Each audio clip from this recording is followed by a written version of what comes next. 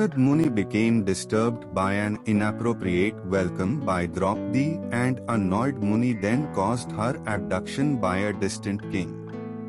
Let us now see how she was ultimately rescued.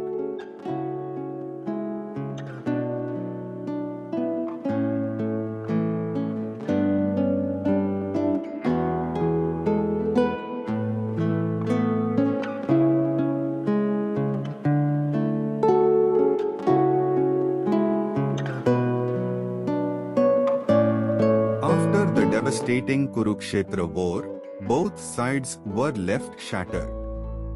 Krishna returned to Dwarika, his kingdom, while the Pandavas went back to Hastinapur with heavy hearts. The war had caused immense destruction. Not only were countless lives lost, but families were torn apart, leaving deep sorrow and grief behind.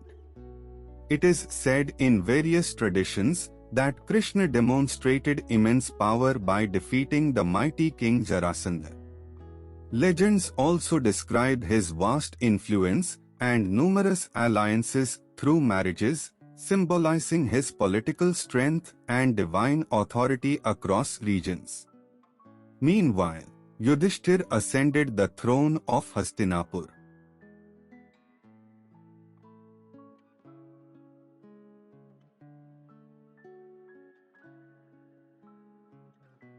He governed with wisdom and righteousness, entrusting responsibilities to his brothers to ensure efficient administration. Under their collective rule, the kingdom prospered, and the people lived in relative peace and satisfaction. However, peace is seldom uninterrupted. One day, the Muni Narada arrived at the palace of Arjuna after a long period of penance. With his appearance altered by austerities, long hair and beard, he was not easily recognizable. Upon his arrival, Draupadi failed to recognize him and, unknowingly, did not extend the customary welcome. Feeling slighted, Narada grew displeased and resolved to teach her a lesson, perceiving her behavior as a sign of pride. Narad Muni possessed the divine ability to travel effortlessly across distant worlds in a very short span of time. During one such journey, he set out in search of a king known for his weakness for beauty and desire.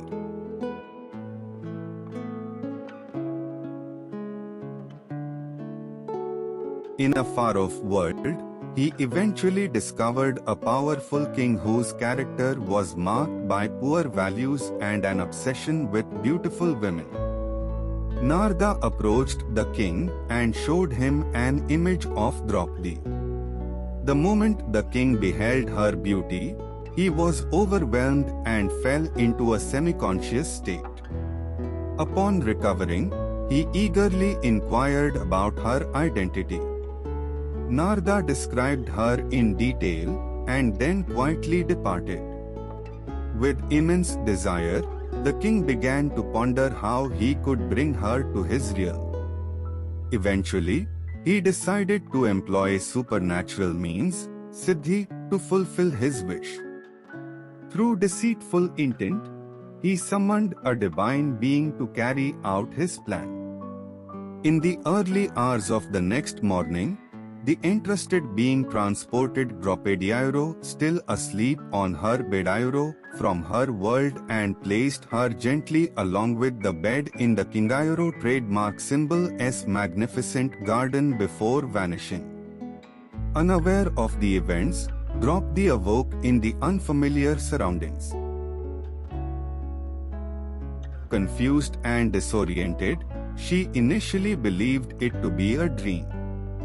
She rubbed her eyes, hoping to awaken, but soon realized that the strange place was real.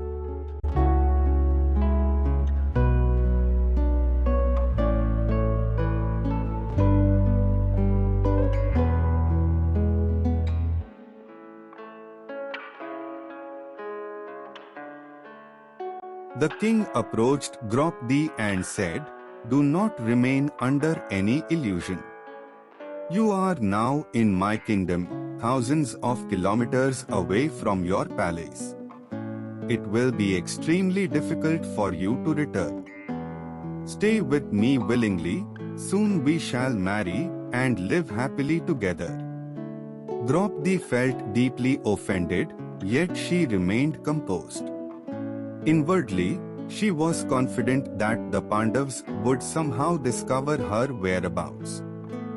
Sensing her resistance, the king added that he could compel her to marry him by force. Observing his determination, Draupadi responded calmly, "Grant me 1 month. After that, you may act as you wish." Both were inwardly resolute, each pursuing their own objective through strategy and patience. The king was convinced that his desire would be fulfilled within the month, while Draupadi remained equally certain that a just and favorable resolution would emerge within that time. When Arjuna woke up, he was shocked to find that Draupadi was missing along with the bed itself. Her sudden disappearance left him stunned. As the news spread, the Pandavas grew deeply concerned and suspected that some mysterious force from another world might be behind this mischievous act. Time passed in anxiety, yet all their efforts to find her proved futile. Meanwhile, Narada, whose earlier annoyance had subsided, arrived and noticed their worried state. Upon hearing their account, he shared his suspicion that a woman as extraordinary as Draupadi might have been spotted during his travels to distant worlds, though he chose not to reveal the real cause. He then provided them with the exact location before departing. The place belonged to another world, though it was accessible. Realizing the gravity of the situation, the Pandavas decided to seek guidance from Krishna. They approached him and explained everything in detail. Krishna assured them of his help, asking them to return the day after tomorrow, once he completed a sacred Siddhi ritual on the banks of the Lavana ocean. Through deep penance and with the Pandavas, Krishna invoked a divine presence. A celestial deity, Dev, appeared before him and asked, "What can I do for you?" Krishna requested the deity to arrange 2 chariots, raths, capable of moving faster than light and equally swift over both land and ocean. By the divine power of the deity, 2 magnificent chariots instantly appeared on the shores of the Lavana ocean. Before departing, the deity instructed that the chariots must be left at the same place after their mission, as they would return to him. Saying this, the Dev vanished. Krishna and Arjuna mounted one chariot, while the other Pandavas rode the second. Both chariots sped across the ocean at incredible speed, crossing it within an hour and reaching the distant realm on the other side. As soon as they set foot on that land, Bhima let out a thunderous roar that echoed across great distances. The king, who had Draupadi in his custody, was struck with fear upon hearing the terrifying sound. Trembling, he fell at her feet and pleaded for his life, begging her to protect him from the Pandavas. Bhima was ready to kill the king, but Draupadi intervened and saved him, saying that he had not dishonored her and had kept his word. Respecting her decision, they spared his life. Arjuna then invited Draupadi to ride with him and Krishna on the divine chariot, and together they began their journey back home. The Mayuru trademark symbol as mighty roar echoed across vast distances and was even heard by those attending the Samvasaran of a Tirthankar Bhagwan. Among them, a Narayan of that world grew curious and asked Bhagwan about the mysterious sound. Bhagwan explained that another Narayan, along with his companions, had arrived from a distant world to rescue Draupadi, who had been abducted by a king with the help of a deity. Fascinated, the Narayan expressed a strong desire to meet this great Narayan. However, Bhagwan told him that, as a rule, one Narayan does not meet another. Despite this, driven by excitement, he rushed to meet Krishna and offer his greetings. By the time he arrived, Krishna had already left. Yet, from the shore of the ocean, the eager Narayan caught a fleeting glimpse of him. During their journey across the ocean, they encountered an island. Krishna wished to explore it alone and instructed the Pandavas to leave one chariot behind at that spot for his convenience. However, after some thought, the Pandavas chose not to leave any chariot as instructed.